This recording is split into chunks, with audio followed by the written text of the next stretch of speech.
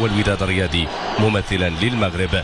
صورة جميلة على هذا الملعب الرائع، الملعب الكبير لمدينة طنجة، ولحظات وننطلق وإياكم نتابع.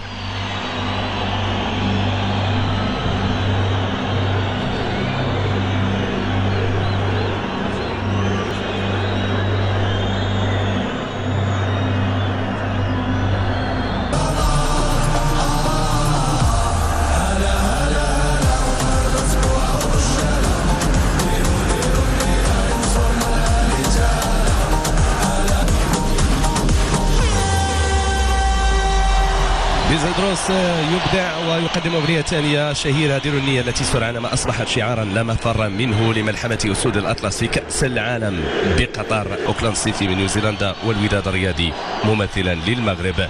صورة جميلة على هذا الملعب الرائع، الملعب الكبير لمدينة طنجة، ولحظات وننطلق وإياكم نتابع.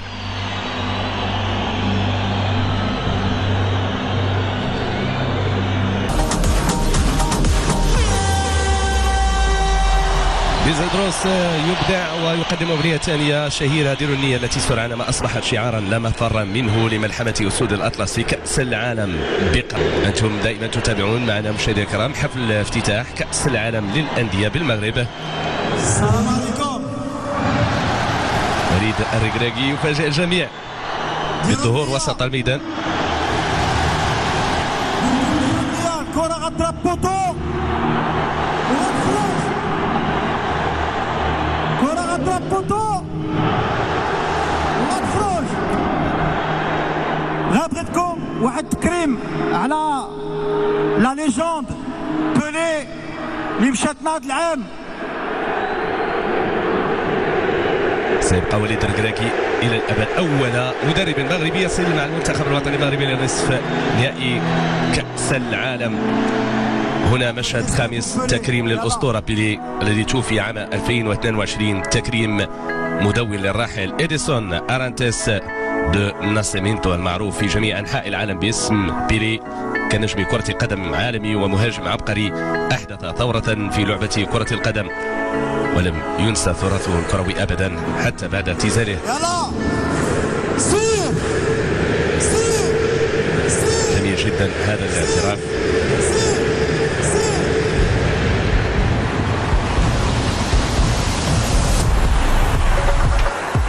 استمر بيلي في التألق بالتزاماته العديدة ولا سيما مع الأجيال الشابة. أما الآن مشاهدينا الكرام نستعرض الفرق المشاركة في كأس العالم للأندية، نتابع.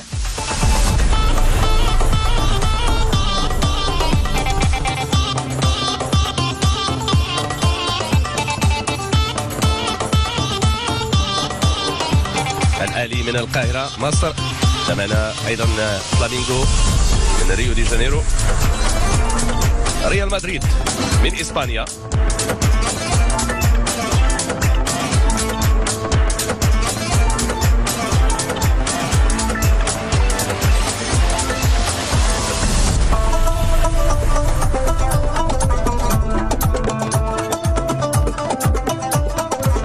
الهلال من الرياض من المملكة العربية السعودية،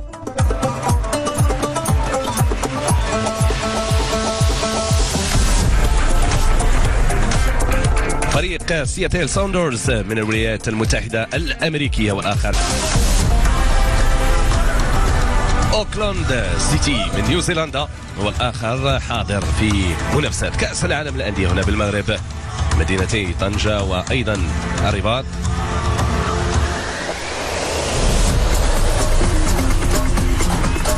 بطل دوري أبطال أفريقيا والفريق المنظم الوداد الرياضي ممثلا للمغرب، حاضر بقوة ويبحث لأداء قوي.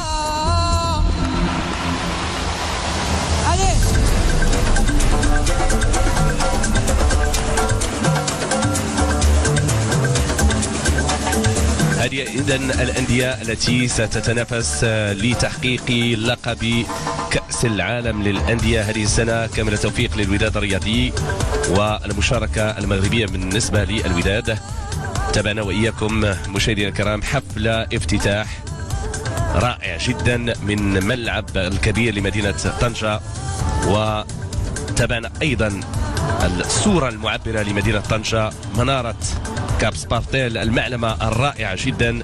تابعنا أيضا صورا وأيضا مشاهد مضيئة تؤكد انفتاح المغرب على العالم وعلى الثقافات الأخرى من خلال تكريم ابن بطوطة الذي يعتبر أشهر من نار على علم. إذا كأس العالم للأندية 2022 ينطلق بالمغرب.